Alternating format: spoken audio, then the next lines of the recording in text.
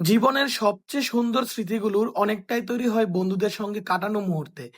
আর আমাদের জন্য সেই রকমই একটি স্মৃতি হয়ে থাকবে কক্সবাজারের এই ২ দিন। ৪ বন্ধু একসাথে বেরিয়ে পড়েছিলাম পৃথিবীর দীর্ঘতম সমুদ্র সৈকতের পথে।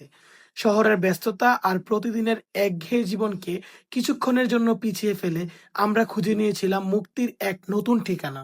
ভোরের নরম আলো, সমুদ্রের গর্জন আর লোনা বাতাস যেন মনটাকে এক অন্যরকম শান্তি এনে দিল। সৈকতের বালিতে হাঁটতে হাঁটতে মনে হচ্ছিল জীবনের সব ক্লান্তি যেন ঢেউয়ের সঙ্গে ভেসে যাচ্ছে।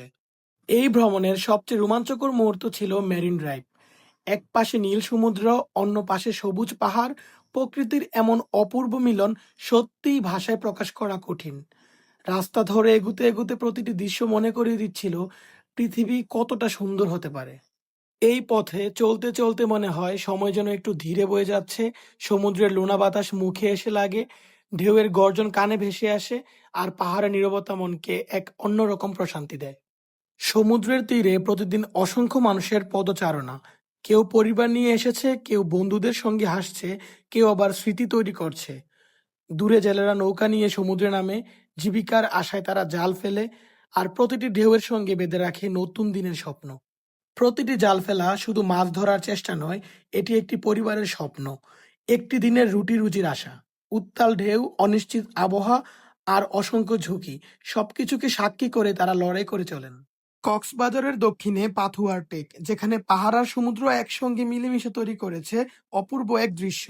এক পাশে সবুজ পাহাড়, অন্য পাশে অন্তহীন নীল সমুদ্র। প্রকৃতির এই মিলন যেন চোখে নয়, সরাসরি হৃদয়ে গিয়ে ছুঁয়ে যায়। এখানে দাঁড়িয়ে বুঝতে পারি প্রকৃতি কখনো তাড়াহুড়ো করে না। ঢেউ আসে আবার ফিরে যায়, পাহাড় নীরবে দাঁড়িয়ে থাকে শত বছর ধরে একই স্থিরতায়। আমি একা হেঁটে চলেছি সমুদ্রের পাড় ধরে, চারপাশে মানুষের কোলাহল থাকলেও এই পথ চলাটা যেন শুধু আমার আর সমুদ্রের। পায়ের নিচে ভেজা বালি, সামনে অসীম দিগন্ত, আর কানে ভেসে আসা ঢেউয়ের শব্দ। এই মুহূর্তে আর কোনো কথার প্রয়োজন হয় না। আমার মতো যারা পাহাড় এবং সমুদ্র দুটিই খুব বেশি পছন্দ করেন, আপনারা ঘুরে আসতে পারেন এই সিজনে কক্সবাজার থেকে। ভ্রমণ শেখায় পৃথিবী আমাদের কল্পনার চেয়েও বড়। আর ভ্রমণ হলো এমন এক বিনিয়োগ যার লাভ থাকে সারা জীবন। আজকের ব্লগ এইটুকুই। আল্লাহ হাফেজ।